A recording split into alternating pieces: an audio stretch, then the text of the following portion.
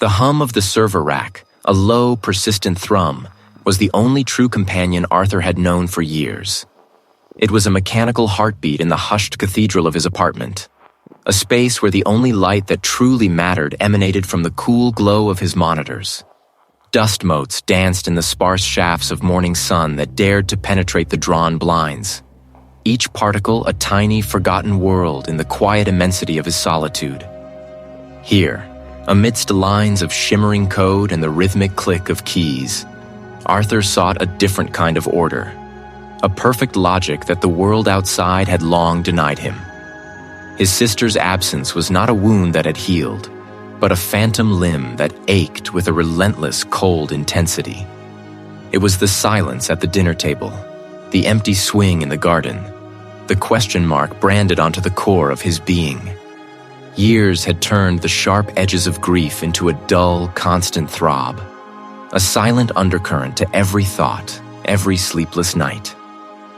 He had poured himself into the digital realm, a reclusive cartographer of the unseen networks, hoping to map a logic that might somehow, impossibly, lead his back to the place where he had simply ceased to be. His fingers, long and nimble, moved with a dancer's precision across the keyboard, weaving intricate tapestries of data, building software meant to untangle complexity, to find the hidden patterns in the overwhelming static of information. Tonight, the project was a custom-built data parser, a leviathan of algorithms designed to sift through obscure public records, chasing the ghost of a theory. His code flowed, a silver river of syntax, each function a carefully crafted stone in a digital aqueduct. The air in the room grew thick with the scent of ozone and the faint metallic tang of his brewing coffee. Hours bled into one another, marked only by the shifting hues on his screens, until the outside world was nothing more than a distant, forgotten rumor. Then, a flicker. Not a crash, not a freeze, but a subtle stutter in the normally seamless flow. A transient corruption of the display, like water briefly blurring a reflection. His breath hitched. It was a digital hiccup in a system he had crafted with meticulous care, an anomaly in a universe he believed he controlled. He leaned closer, a frown etching deeper lines into his brow, his mind already racing through potential causes. Hardware? Driver conflict? A rogue packet? As he prepared to initiate a diagnostic sweep, the glitch returned, sharper this time. The screen, for a fraction of a second, fractured into a kaleidoscope of static, then resolved, but not to his code.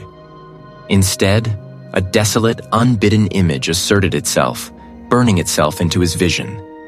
A dim hospital hallway with no staff, machines quietly breathing. Eerie, rhythmic pulses of light emanated from unseen equipment, painting fleeting, ghost-like reflections on the polished linoleum floor. No living soul moved within its confines, only the hushed mechanical sighs of the machines, a haunting lullaby to an absent presence. Then, as quickly as it had appeared, it vanished, replaced by a string of cryptic characters, not part of his current project, not part of any log file he recognized. It was an IP address, an unlisted portal, followed by a fragmented URL, a digital whisper to a hidden corner of the web. This was no random error. This felt like an invitation, or perhaps a summons. His fingers, usually so swift and certain, hesitated for a beat before typing the address into a burner browser. A new page blossomed onto his screen, stark and unadorned. It was an online forum, its aesthetic deliberately archaic, almost ritualistic. The subject lines were a constellation of unsettling phrases. The weeping ash, stone circle sacrament, the labyrinth's embrace. He scrolled down, his gaze snagging on threads that detailed disappearances, strange offerings found in desolate places, and local legends twisted into grotesque modern retellings. The language used by the forum members was precise, almost liturgical, describing acts of ritualistic violence with an unsettling detachment. They spoke of offerings and consecrations, not murders. The discussions were not hypothetical. They bore the weight of planning, of execution. He read of the hunt, the cleansing, of the chosen. This wasn't role-playing. A tremor ran through him, not of fear, but of a desperate, furious recognition. This darkness, this carefully constructed digital veil, felt like a shadow cast from the same source that had consumed his past. The logical part of his mind screamed for him to close the browser, to delete the logs, to sever this sudden, horrifying connection. But a deeper, more primal instinct, sharpened by years of unanswered questions, urged him on. He was no longer merely a programmer hunting bugs. He was a solitary explorer, inadvertently stumbling upon a map to a hidden, unspeakable truth. And for the first time in years, Arthur felt a purpose that transcended the quiet hum of his servers. A terrible, magnetic pull towards the heart of the enigma. Dust motes danced in the artificial dawn, each one a tiny ghost in my self-imposed exile. I stared at the screen. The forum page burned into my retinas. Children of the Black Oak. The name itself was a cold brand, a whisper of forgotten things. I hadn't slept. The coffee I'd mainlined tasted like ash, but it kept the tremors at bay, kept the memories from fully surfacing. My sister, Sarah. Gone. Vanished without a trace 5 years ago. The detective had called it a cold case, another file gathering dust in a forgotten drawer. But I never stopped searching. And now, this forum, it felt like a breadcrumb, a single terrifying clue. I clicked on a thread titled "The Shepherd's Due." The writing was unsettling. A mix of archaic language and modern slang, a twisted poetry of violence. They spoke of sacrifices, of feeding the roots, of rituals performed under the pale light of the moon. The flock must be culled, brothers. The shepherd demands his due. Tonight, the offering will be unique. The post was signed Corvus. I scrolled through the thread, my fingers trembling. I cross-referenced the phrases, the symbols they used. My heart clenched. They were referencing local urban legends. The Black Oak was a gnarled, ancient tree on the outskirts of town, rumored to be a site of pagan rituals. The shepherd was a boogeyman tale my grandmother used to tell, a figure who lured children into the woods, never to be seen again. It couldn't be a coincidence. This forum wasn't just a collection of LARPers. They were planning something real. I needed to know more. I created an account, using a burner email and a pseudonym. Spectre. I lurked, watching, listening. Corvus seemed to be the ringleader, the most vocal and influential member. Nyx was more enigmatic, her messages cryptic and poetic, filled with allusions to ancient lore. The Weaver spoke of logistics, of planning and execution. Silas. Silas was the most disturbing. His posts were short, violent, and filled with a raw, animalistic hunger. I spent the next 48 hours lost in the digital labyrinth, neglecting my work, my health, my sanity. The line between the forum and reality began to blur. I saw patterns everywhere, connections that might not exist. Paranoia bloomed in my mind, a poisonous flower choking out reason. I had to find proof, something concrete that I could take to the authorities, but I knew they wouldn't believe me. Not without evidence. I decided to focus on Corvus. He was the key. I started digging into his online footprint, tracing his IP address, searching for any connection to real-world identities. It was like chasing a ghost. He was careful, meticulous. He covered his tracks well. Then I found something. A fleeting reference to a specific location. St. Jude's. Not a church. An abandoned place. A place I knew well. St. Jude's was a warehouse on the edge of town, a decaying monument to forgotten industry. It was also the last place Sarah had been seen before she disappeared. My breath hitched. This couldn't be happening. I grabbed my coat, my keys, and a flashlight. As I stepped outside, the city felt alien, hostile. I drove to St. Jude's, my hands clenched tight on the steering wheel. The air was thick with the smell of decay and something else, something metallic and acrid. I parked the car a block away and approached the warehouse on foot. The silence was deafening, broken only by the rustling of leaves and the distant wail of a siren. The main entrance was boarded up, but I found a broken window on the side. I climbed through, my heart pounding in my chest. The interior was pitch black, the air thick with dust and the stench of rot. The warehouse was vast and empty, filled with the ghosts of its former life. Machines stood silent and rusted, their purpose long forgotten. Then, I heard it. A faint sound, a rhythmic beeping. It was coming from the back of the warehouse. The beeping grew louder, more insistent. I reached a door, slightly ajar. I pushed it open and stepped inside. Rows of beds lined the walls, each one empty. At the end of the hallway, a single light flickered. Corvus. But I knew it was him. And in his hand, he held a knife. Each rhythmic whoosh and click amplified in the sterile silence. I gripped my phone tighter, the cold metal a stark contrast to the sweat slicking my palm. The Forum. Corvus. Nyx, the Weaver. Silas. Names that clung to the edges of my sanity like cobwebs in a forgotten corner. I turned, my sneakers squeaking softly on the polished floor. My own blood. A clumsy attempt to sterilize the cut on my hand, sustained when I'd smashed my fist against my desk in frustration. It was consuming me. Back in my apartment, I threw myself into the worn armchair, the springs groaning in protest. My laptop sat open on the coffee table, the forum page still displayed, mocking me with its cryptic symbols and veiled threats. I stared at it, my mind racing, trying to piece together the fragments of information I'd gathered. Gone. Vanished without a trace 5 years ago. The detective had called it a cold case, a dead end.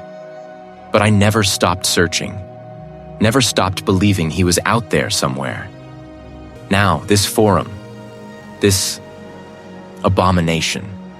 He seemed to be the ringleader, the orchestrator of this twisted symphony of violence. He spoke of offerings and ascension, of rituals performed under the pale light of the moon. My fingers flew across the keyboard, typing the words into the search bar. Images flooded the screen. Articles about unsolved murders, police reports, forum posts from other conspiracy theorists. But one result stood out. A local news article from 5 years ago, detailing the discovery of a young woman's body in the woods outside of town. The headline screamed, "Unidentified victim found with crimson bloom tattoo." My heart hammered against my ribs, a frantic bird trapped in a cage.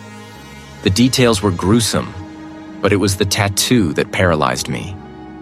A stylized rose, inked in crimson red on the victim's left shoulder. The same symbol Corvus had used in his posts. I remembered Sarah showing me a sketch she'd made. He was thinking of getting a tattoo. I remembered the rose. I saw it in my head. The article mentioned the police had never identified the victim. The case remained unsolved. But I knew. It was a calling card, a signature. I dug deeper, scouring the forum for any other clues that might link Sarah to this twisted game. A place where she felt safe. My stomach churned. The pieces were starting to fall into place, forming a horrifying picture. The rituals. Sarah. It couldn't be. It just couldn't be. The forum wasn't just a game. It was a confession. A chronicle of their depravity. And Sarah might have been one of their victims. They were anonymous, hidden behind layers of encryption and false identities. I was just one man, alone in my apartment, fighting against a faceless enemy. I noticed that Corvus often posted at the same time each night, usually between 2 a.m. and 3 a.m. A routine. Everyone has one. Maybe I could use that. I decided to set a trap. I created a new account on the forum using a disposable email address and a fake name. I spent hours crafting a message, carefully designed to pique Corvus's interest. I hinted at having information about the Crimson Bloom, about a potential new offering. I posted the message and waited, my nerves stretched taut. The minutes ticked by, each one feeling like an eternity. I watched the screen, my eyes burning, willing Corvus to respond. Finally, a notification popped up. A private message. From Corvus. My heart leaped into my throat. This was it. My chance to finally uncover the truth. I clicked on the message, my hands trembling. The words swam before my eyes. "Tell me more," Corvus wrote. "I'm listening." I took a deep breath, trying to steady my racing pulse. This was just the beginning. The game had begun. And I was determined to win, no matter the cost. The screen's cold light still clung to my pupils, a phantom glow even after I'd closed the browser. The words, the symbols, the veiled threats of the forum had burrowed beneath my skin, an itch I couldn't scratch. The game had begun. My own declaration echoed in the silent room, hollow and terrifying. Sleep, a distant shore, offered no respite. Hours bled into dawn, then into a gray afternoon. The newsfeed, usually a backdrop of mundane local events, flickered with an urgent banner. A local journalist, a woman with tired eyes and a stern voice, spoke of a discovery. Identified as a local student, was found early this morning in the old stone quarry, a site steeped in local legend. My fingers. The quarry. The very location detailed in a recent forum thread, a place one of the users had referred to as a threshold where the veil thins. The journalist continued, her voice a monotone of horror. Authorities are baffled by the scene. The victim was found posed, facing east, a single antique silver coin pressed into his left palm. The only visible injury, a precise incision on the throat, suggested a ritualistic act rather than a struggle.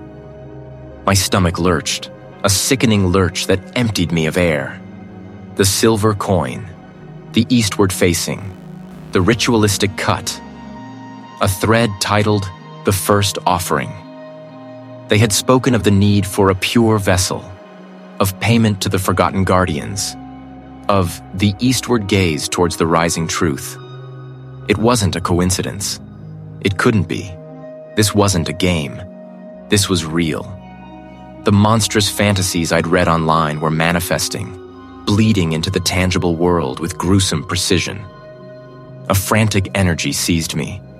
My hands trembled as I dialed, the phone feeling impossibly heavy against my ear. A voice, calm and detached, answered.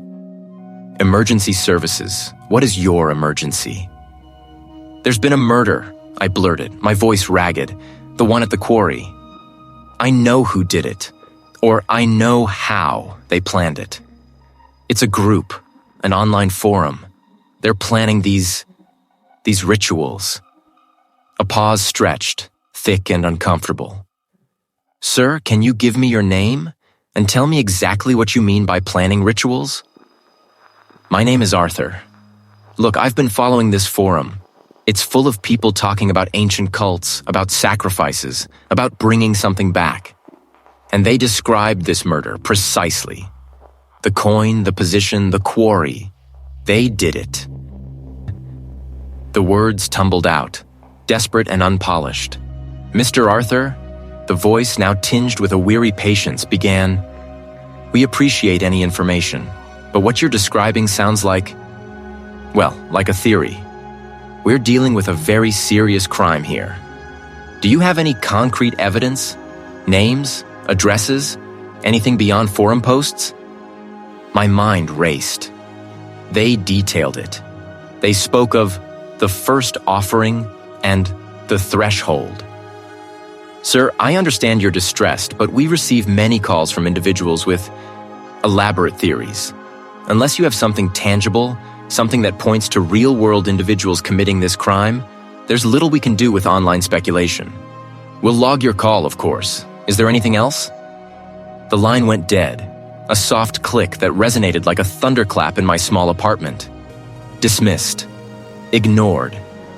They thought me a madman, another voice lost in the static of 1,000 internet conspiracies. They were out there, these architects of horror, and the authorities were blind, deaf to the horrifying truth. My steps, aimless at first, led me through the city's veins, past the indifferent faces of strangers, until I drifted into a building I barely recognized. A public entrance, perhaps, or a detour I'd taken without conscious thought. The air grew heavy with a metallic tang, the scent of antiseptics, and something else, a faint, sweet decay. My footsteps echoed, each sound amplifying the terrifying isolation that had begun to consume me. The polished linoleum floor stretched endlessly, reflecting the sickly yellow glow, a path leading to nowhere but deeper into my own despair. Here, in this forgotten corridor, the weight of their dismissal pressed down on me, heavy and suffocating. They wouldn't listen. They couldn't see. But I had seen. I had read. The forum members weren't just playing a game. They were writing a new, bloody chapter in the city's forgotten lore. And I, Arthur, was the only one who had read the prologue. The determination hardened in my gut, a bitter, metallic taste. If they wouldn't listen, I would have to find another way. The game was real, and now it was personal. My sister's ghost seemed to whisper in the sterile quiet, urging me onward into the deepening shadows. Digital footprints. The line went dead, a soft click that resonated like a thunderclap in my small apartment. Dismissed, ignored. A cold fury began to simmer beneath my fear. They were out there, these architects of horror, and no one would listen. Fine, I'd do it myself. Sleep was a luxury I couldn't afford. The glow of my monitor became the sun, casting long skeletal shadows across my cluttered desk. I existed on lukewarm coffee and the burning need to expose them. My fingers flew across the keyboard, lines of code blooming like poisonous flowers on the screen. The forum. It was like chasing ghosts in a digital graveyard, each click a desperate prayer. I started with the basics. IP addresses. Child's play usually, but these weren't amateurs. Every user was masked, bouncing through a dozen proxies, leaving trails that dissolved like smoke in the wind. They were meticulous, professional even. It only fueled my conviction. Days blurred. I managed to snag a few crumbs, fragments of information. A timestamp here, a carelessly worded phrase there. It was like piecing together a shattered mirror, each shard reflecting a distorted image of the truth. One user, the Weaver, seemed to hold a position of authority. I focused on them, tracing their digital movements, trying to find a pattern, an opening. I found a mention of a specific server, a small independent hosting service known for its lax security. It was a long shot, but it was all I had. I burrowed into the server's logs, navigating a labyrinth of firewalls and outdated protocols. Hours crawled by, each failed attempt chipping away at my resolve. Then, a breakthrough. A connection. A fleeting moment where the Weaver's true IP address had been exposed before the proxy re-engaged. I had it. My heart hammered against my ribs. I traced the IP. It led to a physical address, not a home, not an office, but a jolt of adrenaline shot through me. It couldn't be. I cross-referenced the address with local records, my hands trembling. It was there, plain as day. The address belonged to a local institution. I knew the place. I'd been there once. Years ago, when my sister disappeared, the detective had suggested I visit the place to see if anything triggered a memory. I'd refused. The thought of being surrounded by so much suffering was unbearable. Now I had a reason to go. It was late, the surrounding streets deserted. A single streetlight flickered, casting an eerie glow on the entrance. I parked a block away, the engine clicking as it cooled. I got out, the night air biting at my exposed skin. The main doors were locked, of course. But I knew there was a back entrance, a loading dock used for deliveries. I circled the building, my senses on high alert. The loading dock was dimly lit, a single bulb buzzing overhead. The door was metal, heavy, and secured with a simple padlock. A few swift strikes with a crowbar, and it gave way with a groan. The air was thick with the smell of dust and something else, something metallic and faintly sweet. My skin crawled. The rhythmic hiss and whir of the equipment was the only sound, a macabre lullaby. It took an eternity, each step a torturous exercise in self-control. Finally, I found it. Room 313. I stood before the door, my breath catching in my throat. What was behind it? What horrors awaited me? I reached for the handle, my hand trembling. I took a deep breath and pushed the door open. Paranoia sets in. The antiseptic scent clung to my nostrils, a phantom echo of a place I'd sworn to forget. My reflection stared back at me from the cold glass of the computer screen, eyes bloodshot, face gaunt. The address. It had led me here. The air hung thick and stale, tasting of dust and forgotten things. Each breath felt heavy in my lungs. I remembered the last time I was here. The fluorescent lights had hummed the same discordant tune. My sister. I forced the memory down, a bitter pill. Now, silence. But not complete silence. A scraping sound, faint but distinct, echoed from the far end of the hallway. My pulse quickened. I told myself it was just the building settling, the wind whistling through a crack in the foundation. But my hand instinctively reached for the heavy wrench I'd started carrying, a pathetic shield against the unseen. Back at my apartment, the sanctuary I'd built around myself felt tainted. Sleep offered no escape. Nightmares twisted the forum's gruesome imagery into grotesque realities. Arthur. They knew. They had to know. The paranoia bloomed, a poisonous flower in my mind. Every phone call, every email, every knock on the door sent a jolt of fear through me. I started seeing patterns where there were none, connections in the mundane. A black car parked across the street for too long, a stranger lingering in the doorway of the coffee shop, the same symbol from the forum etched into the condensation on my window. I tried to rationalize it, to tell myself it was just stress, exhaustion. But the seed of doubt had been planted, and it was growing, choking the life out of reason. The forum had become my obsession, my addiction. I couldn't look away. I watched their posts, their coded messages, their veiled threats. They were watching me too. I felt their eyes on me, a constant, unnerving pressure. One post in particular sent a shiver down my spine. It was a simple image. A photograph of my apartment building taken from across the street. The caption read, "The Watcher watched." My breath hitched. They were toying with me. I unplugged my computer, threw it into a closet. I needed to disconnect, to break free from their web. It amplified the fear, the feeling of being hunted. I started seeing things, objects disappearing and reappearing in different places. My keys vanished from the table, only to turn up later inside the refrigerator. A book I'd never seen before sat on my bookshelf, its pages filled with strange symbols and unsettling drawings. Was I losing my mind? I tried to confide in a colleague to explain what was happening. How could I explain the unexplainable? Stressed, I mumbled, forcing a smile. Been working too hard. The colleague nodded, unconvinced. I saw the pity in his eyes. He thought I was cracking. Maybe I was. But then, another incident. I came home one evening to find my apartment door slightly ajar. My heart leaped into my throat. I crept inside, wrench held high. The apartment was empty, but something was different. And on my living room wall, scrawled in what looked like blood, was a single word. Remember. I stumbled back, my legs weak.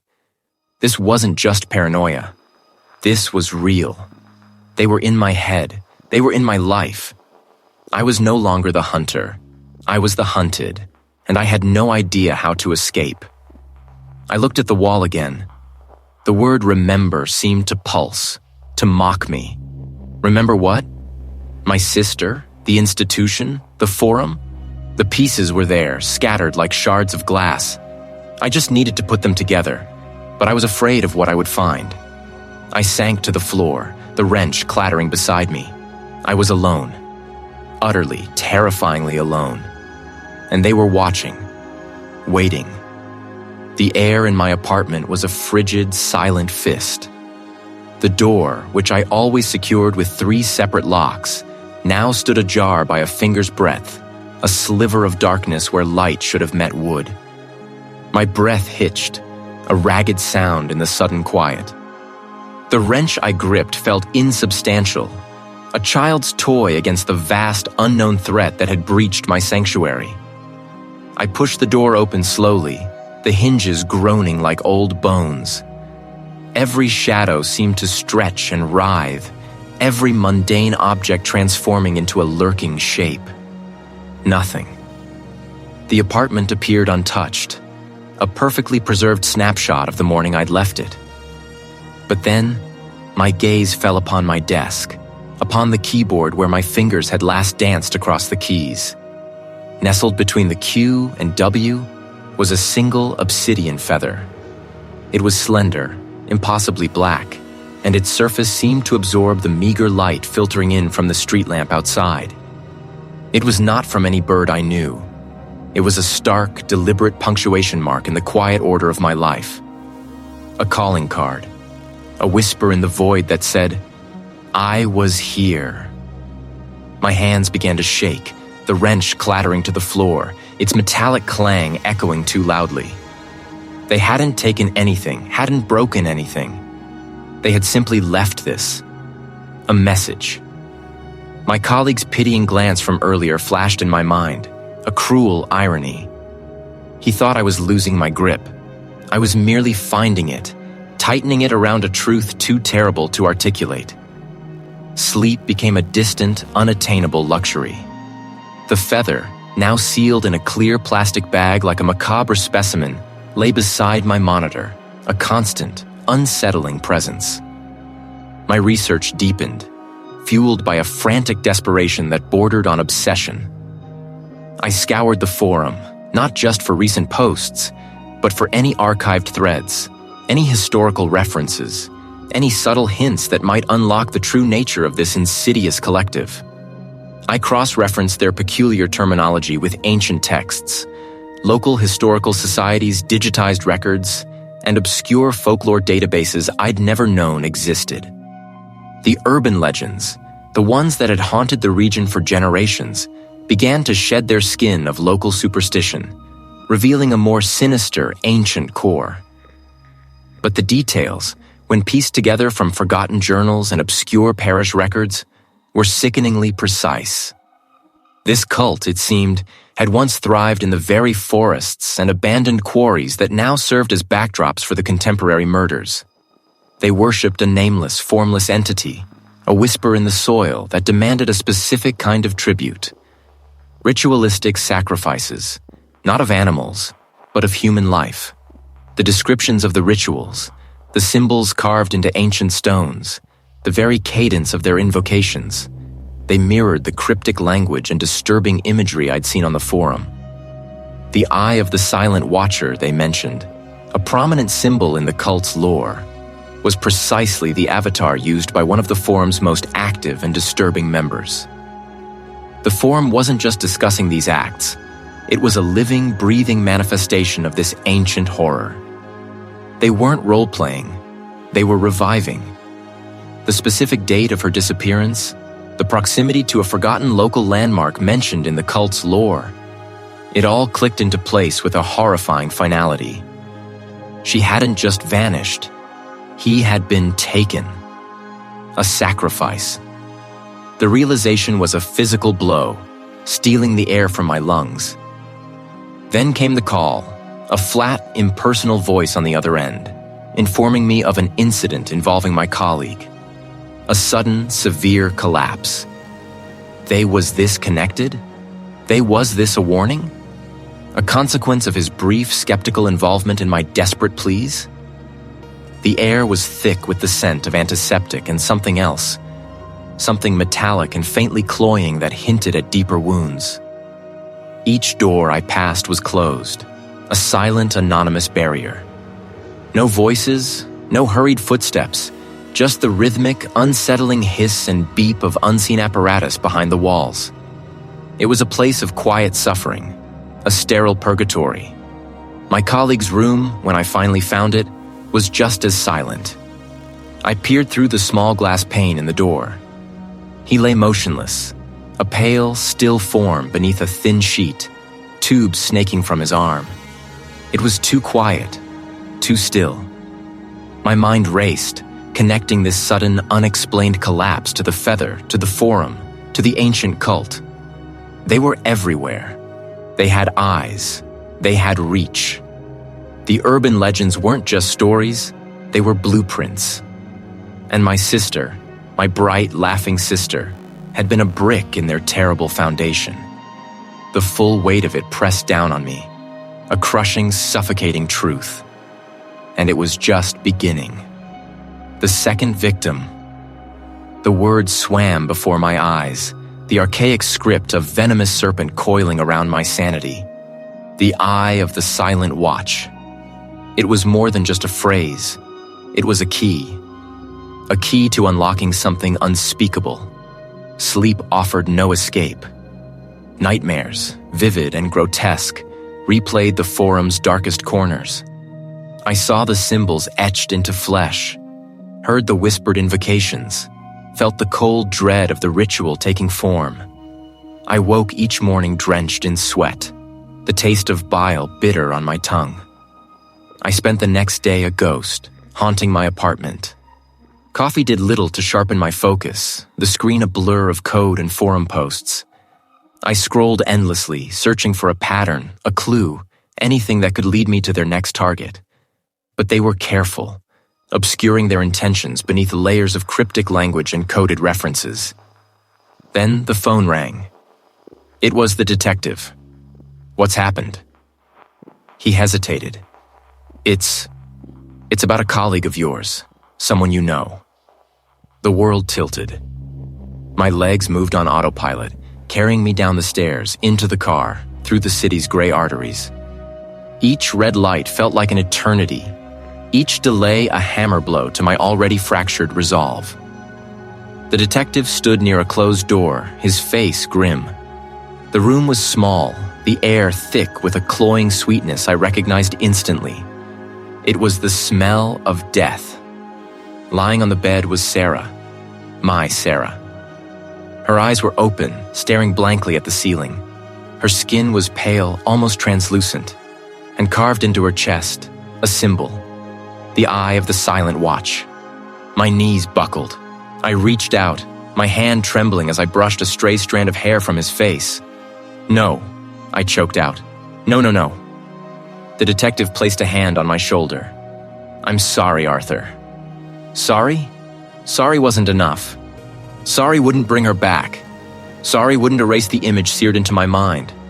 This wasn't just some random act of violence. This was them. The forum, the rituals. They had taken Sarah. They're planning these murders. Rituals. The detective frowned. Arthur, you're not making any sense. It's real, I insisted, my voice rising. The symbols, the language, it's all there, online. They're not just talking about it, they're doing it. He looked at me with a mixture of concern and disbelief. We'll investigate, Arthur. We'll find who did this. But I knew. I knew they wouldn't find anything. The forum members were too careful, too well hidden, unless I stopped them. A promise formed in my heart, a vow etched in blood. I would find them. I would expose them, and I would make them pay. I was running out of time. The next ritual was already being planned, and I was the only one who could stop it. The vow to Sarah had sharpened my focus, honing the blade of my obsession. Sleep became a forgotten luxury, food an unwelcome distraction. The Forum, once a labyrinth of veiled threats and cryptic boasts, now yielded its secrets, one pixel at a time. It led me to a defunct server, then to a burner phone, and finally, after days of relentless pursuit, to a physical address. It wasn't a grand estate, nor a hidden bunker. It was a forgotten corner of the city, a building that time had chewed on and spat out, left to crumble beneath a sky perpetually gray. The address pointed to an abandoned wing, an appendage of a larger, still operational complex, sealed off years ago. Then I found it. A section cordoned off by yellowed tape, its faded warnings peeling like sunburnt skin.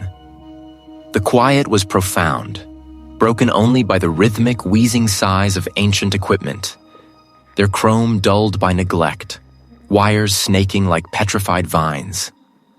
The fluorescent lights flickered overhead, struggling against the pervasive gloom, casting long, distorted shadows that danced with my every breath. The tiles under my worn boots were cracked, a mosaic of forgotten grime. A faint, sweet decay permeated the air, a ghost of antiseptic clinging to the crumbling plaster.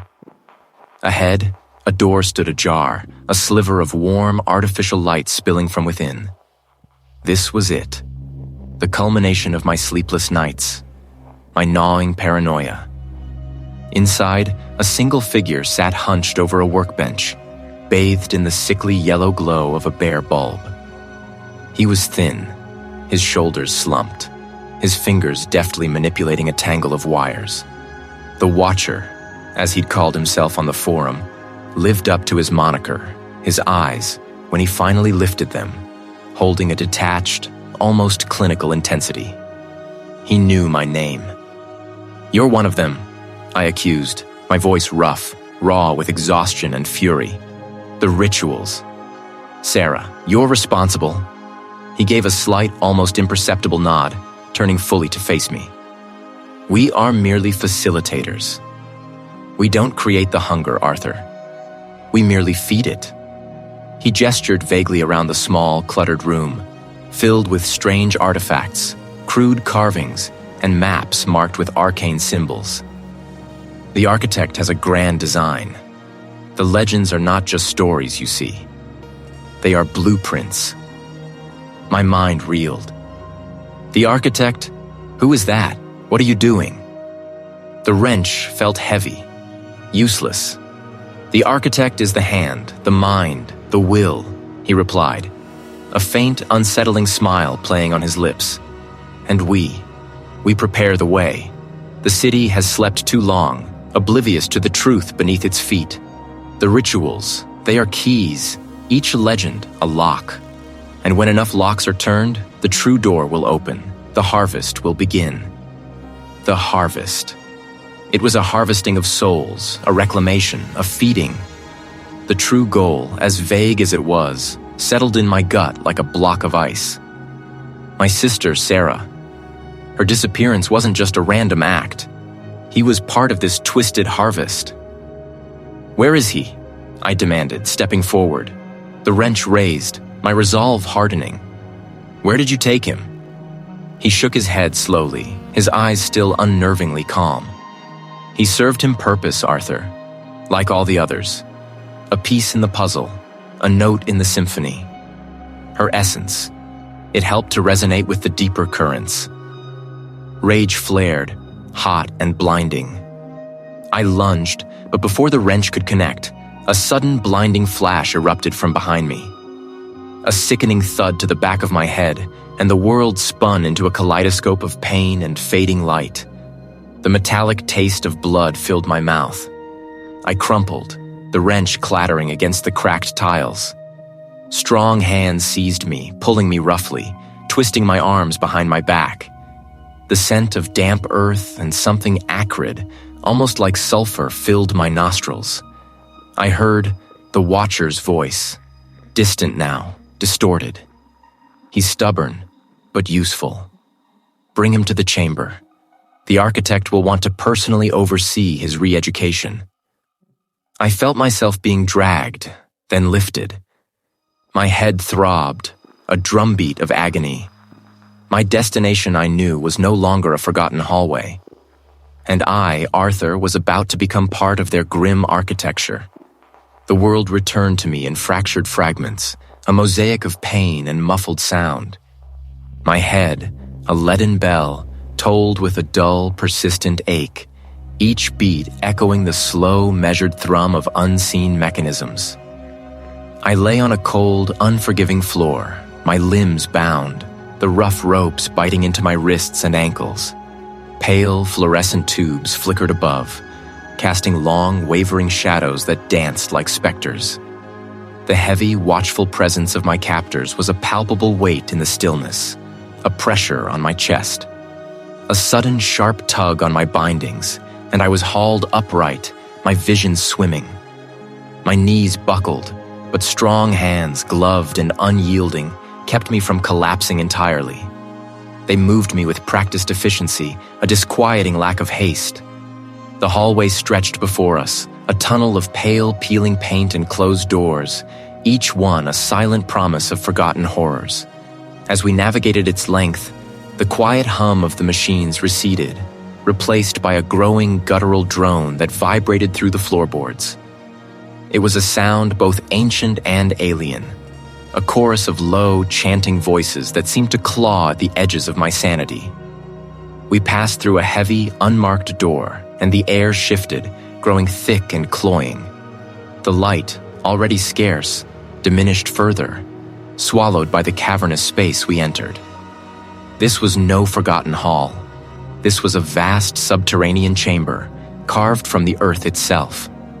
The ceiling soared far above, lost in an impenetrable gloom, while the walls, rough-hewn stone, bore carvings that twisted and writhed, depicting figures with elongated limbs and vacant, staring eyes.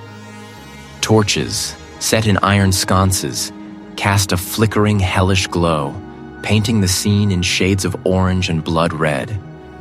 Around it, cloaked figures moved with a synchronized, unsettling grace. Their chanting swelled, a rhythmic pulse that burrowed into my skull, distorting my thoughts. I struggled against my bonds, a futile, desperate twitch, but the grip of my captors only tightened. Then, through a sudden parting in the robed figures, I saw him.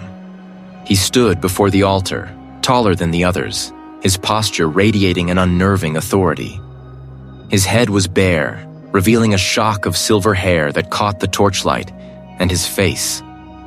It was the archivist, the quiet, unassuming man I had once sought out for information, the one who had so patiently guided me through dusty archives, his eyes always holding a peculiar, knowing glint. His face, usually placid, was now contorted in an expression of zealous fervor, his lips moving in silent communion with the chanting. The leader, the architect of this nightmare. But the archivist was not alone. Beside him, on the black altar, a figure lay still, draped in white.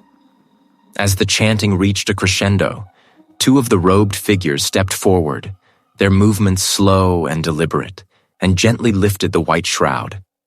My world shattered. It was her, my sister. Her eyes were closed, her face serene, almost beautiful in the flickering light. A single, delicate silver locket, one I remembered from our childhood, lay nestled at her throat. He was not a prisoner in the way I was. He was an offering, a central piece in this grotesque tableau. The archivist, his eyes now blazing with an unholy light, raised his hands. He spoke, his voice deep and resonant, echoing off the ancient stones, each word a hammer blow to my soul. The vessel is prepared, the bloodline pure. The gateway awaits the final spark. My sister, a vessel, a gateway. The words, though cryptic, painted a picture of horror far beyond anything I had ever conceived. This was not merely a ritual of sacrifice. It was something far grander, far more ancient, designed to tear open the fabric of reality itself. And my sister, my lost beloved sister, was the key. Her disappearance, Her long absence was not a tragedy of circumstance but a deliberate act, a meticulous preparation for this very moment. A choked gasp escaped my lips, a sound lost in the vastness of the chamber. My struggles intensified, raw and desperate, fueled by a primal scream trapped in my throat. I couldn't let this happen. I wouldn't let this happen. My determination, once a quiet ember, now roared into an inferno, burning away the fear, leaving only a fierce, unyielding resolve. No matter the cost. My sister's fate, and perhaps the fate of everything, depended on it. My sister. A vessel. A gateway. Each syllable was a hammer blow, shattering the last vestiges of hope I'd clung to for years. I stumbled back, the cold metal of the wall biting into my spine. The detective's files lay scattered around me, the stark black and white photos now screaming with a new, horrifying context. I saw her face in every shadow, in the rhythmic pulse of the machines, a silent accusation hanging in the air. Rage, raw and blinding, surged through me. They had taken her, twisted her into something else, and they were going to pay. My hands trembled as I gathered the files, stuffing them haphazardly into my bag. There was no time for grief, no time for despair. Only action. The hallway stretched before me, an endless corridor of muted grays and blues. Each step was a struggle, my legs heavy with dread and a bone-deep weariness. The air was thick with the metallic tang of blood and the cloying sweetness of disinfectant, a cocktail of decay and false cleanliness that turned my stomach. I burst out of the side exit, the night air a slap in the face. Rain lashed down, blurring the city lights into an indistinct haze. Perfect. The storm mirrored the chaos inside me. I hailed a taxi, barking the address at the driver. The forum posts, the detective's notes, the cryptic symbols. It all pointed to one thing. A ritual designed to open a door, a gateway to something beyond. And my sister was the key. The taxi screeched to a halt outside an abandoned factory on the outskirts of the city. The place reeked of decay and neglect, the air thick with the smell of damp concrete and rotting metal. This was it. I paid the driver and stepped out into the storm, the rain plastering my hair to my face. I could feel it, a palpable sense of wrongness radiating from its core. I slipped through a gap in the rusted fence and made my way towards the main entrance, a gaping maw of splintered wood and twisted metal. The air was thick with the smell of incense and something else, something acrid and metallic that made my nostrils burn. I moved cautiously, my hand gripping the heavy wrench I'd grabbed from the taxi's trunk. The chanting grew louder as I approached the center of the factory, a vast open space where the roof had partially collapsed. The cult leader stood before them, his back to me, his voice rising in a crescendo of incantation. And then I saw her. He was lying on the altar, pale and still, her eyes closed. Her face was serene, almost peaceful, but I could see the faint tremor in her chest, the shallow rise and fall of her breath.